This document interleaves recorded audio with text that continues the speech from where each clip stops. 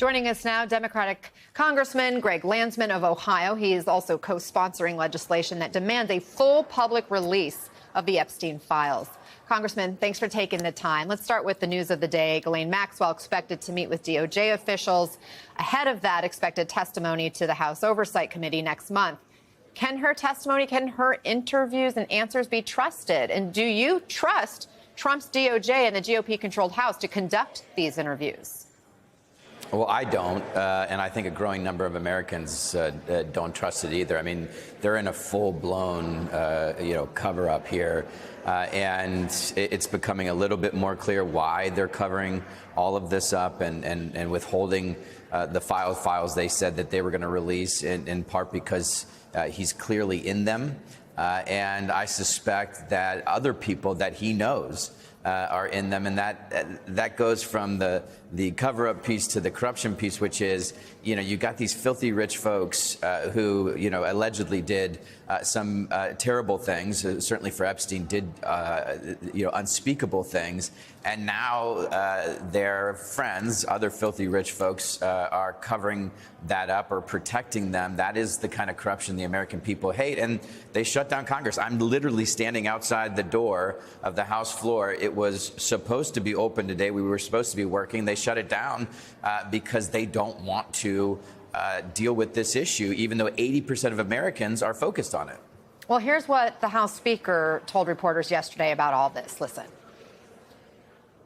There is no daylight between members of the House Republican Conference, or for that matter, between us and the White House. And so every single one of us are for maximum transparency, and we'll use every power that we have to ensure that that's done. We're not going to allow the Democrats to use this as a political cudgel. Remember, they had 4 years. Hold on. The Biden administration held the Epstein files for 4 years. Not a single one of these Democrats or anyone in Congress made any peep about that at all.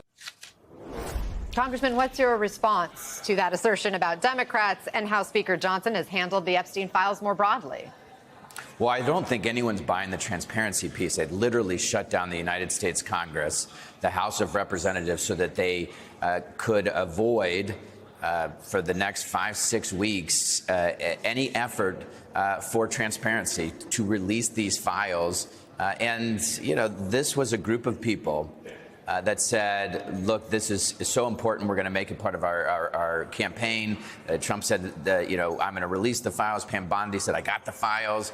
They got everybody all worked up. And then I guess what happened, based on the reporting, is that Bondi said to Trump, you're in the files, to which Trump said yesterday, that's not true. So somebody's lying. Either it's the Attorney General or it's Trump. But this is why this story isn't going away.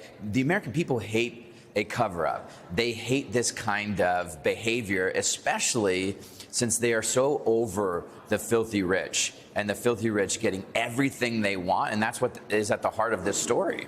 You started talking about how Johnson is, going to break early to avoid votes on releasing these files. Do you think there's any chance the focus on Epstein will fade away during the recess?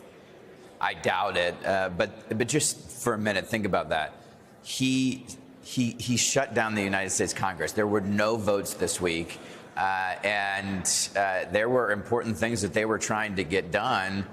They would tell you they were really important pieces of legislation, and they are halting all action to what? Protect the President of the United States because he may be in these Epstein files. I mean, it is one of the most remarkable things I've ever seen in terms of a group of people trying to cover up for their friends. Our colleague Lawrence O'Donnell spoke to an attorney who has represented more than 200 survivors of Epstein's crimes. Take a listen to what he said.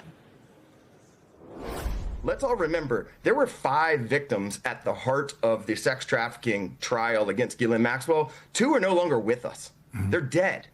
We're losing clients because of the anxiety and the suffering of them and their families. And they should be the first thought that every single American has when they think about this case. They shouldn't be an afterthought, and they shouldn't be forgotten. And that's how it feels to them and to me. What about the victims? Have they become an afterthought in all the political maneuvering around the Epstein files? Not for me. I mean, this is why I'm so frustrated and angry, and why I think most people are. I have a 15-year-old daughter. They were taking, 15, 16-year-old girls and paying them to have sex with them. And he's right. Some of these women, these victims, have taken their own lives. I mean, it is staggering the number of people they hurt, forever damaged, and that is why this is very relevant. I mean, just the tonnage of pain, and I'm a very religious person. The speaker claims to be also very religious. How do you sit with this and say, you know what, I'm going to stand by the folks who are trying to keep this all under wraps and to protect the people who did these terrible things? I don't get it.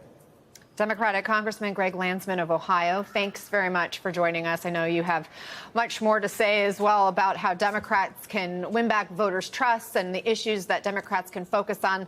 Love to have you back and discuss more about that on another day. We appreciate your time. Thanks. Thank you.